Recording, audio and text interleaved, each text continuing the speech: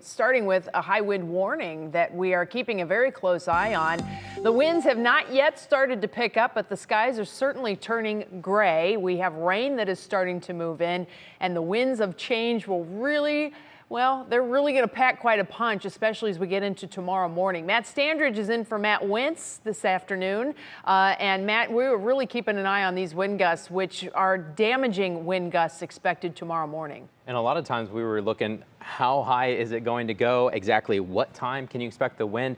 And like you just mentioned, it's not too bad out there right now, and it's probably not going to be too bad for the next couple of hours. That wind is really going to pick up just after midnight. So when you're going to bed tonight and you think, hey, the wind's not too bad, it's going to pick up. We promise, especially for that morning commute.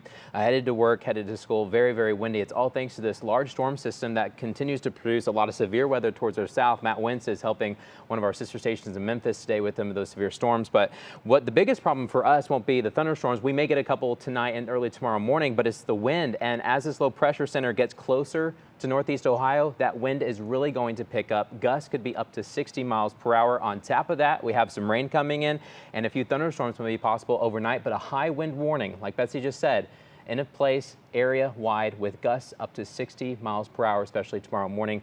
Jay, we're going to have the latest on this coming up. All right, Matt Standridge, thanks. We'll see you in just a few minutes.